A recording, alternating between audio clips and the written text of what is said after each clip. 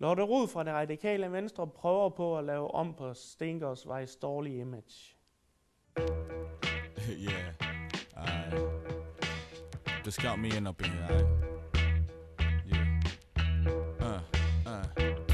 First and foremost, let's distinguish the boys from the men. The start to an end, a foe from a friend. Who next of kin when I bust this iron across your chin, nigga? Let me extend payments. Do on your arraignment. Turn on the news, nigga. Listen to the latest.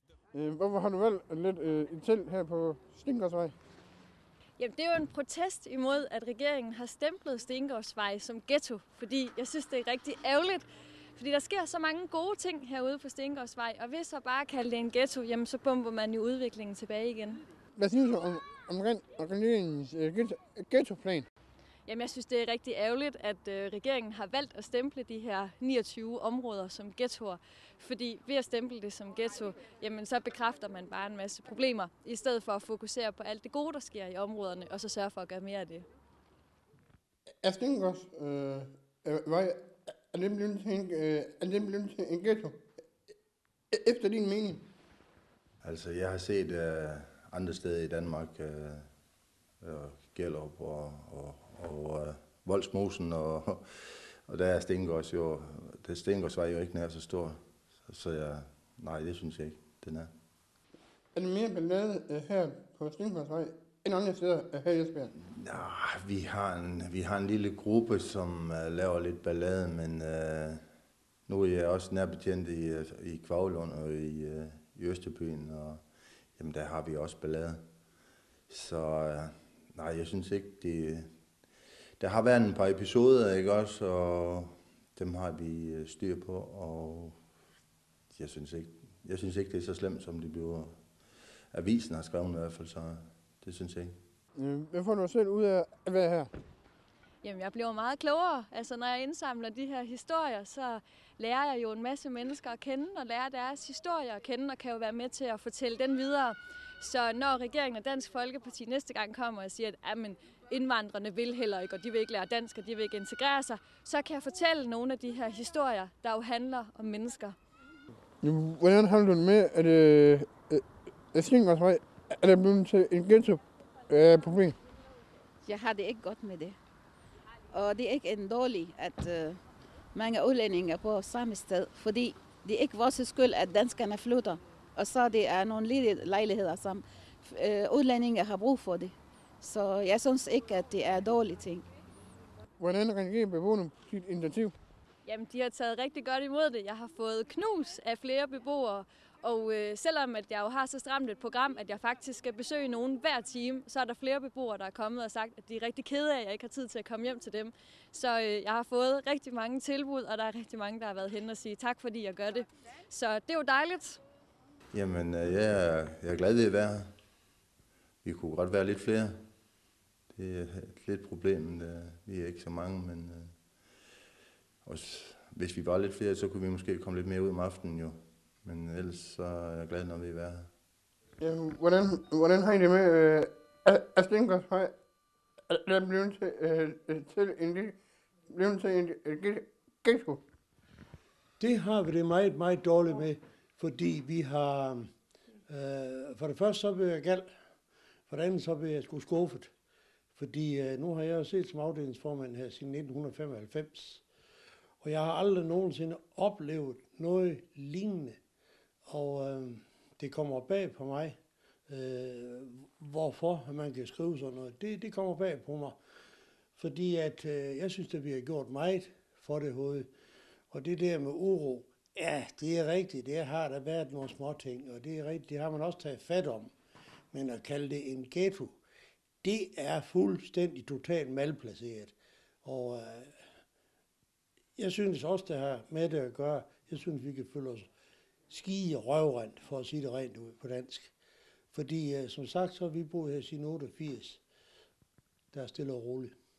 Vi har ingen ballade i vores, altså udenomkring. Og drengebande, jamen det er rigtigt, der har været et eller andet. Men det har man fat om, så det er fuldstændig. Men at kalde det en ghetto, jeg vil lige ved at sige, glem det. Det vil jeg finde mig i. er der problemer med at putte for mange indvandrere ind i sådan en boligforening? Jeg synes, det er ikke et problem, men jeg synes, at man skal finde et sted at bo. Om det er i den ene boligforening eller det andet. Fordi når man mangler en bolig, så skal man have et sted at bo. Det synes jeg. Jeg håber, du får ud af at være her. Jamen, jeg håber jo, at jeg kan indsamle en masse gode historier her på Stengårdsvej, som politikerne kan lytte til og lære noget af. Og jeg er allerede i fuld gang. Jeg har allerede fået de første mange historier. Jeg ved din plan for i aften. Men jeg skal jo hjem og spise hos 2 forskellige familier, og bagefter så skal jeg besøge klubben.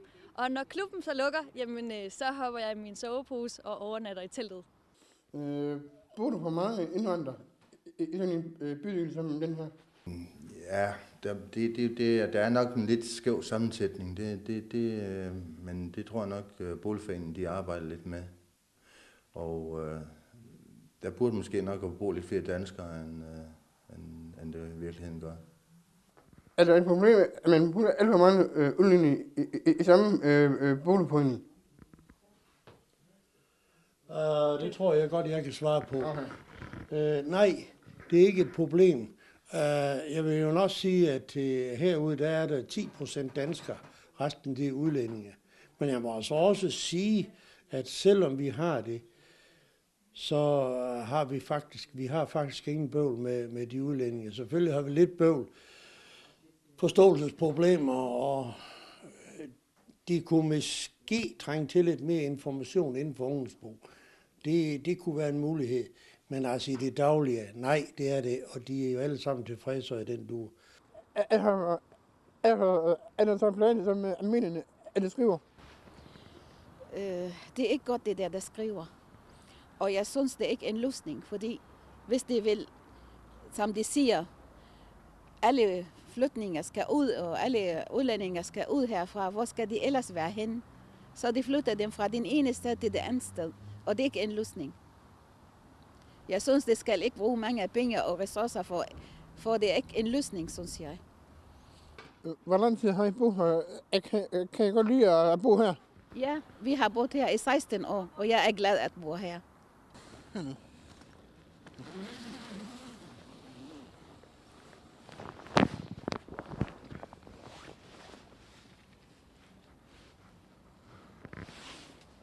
Godmorgen. Godmorgen. Hvordan har I haft det? Hvordan har I haft det? Er det en... Vi har haft det rigtig fint. Det har blæst lidt, men det har ikke været koldt. Vi har simpelthen sovet så godt. Okay, det lyder godt.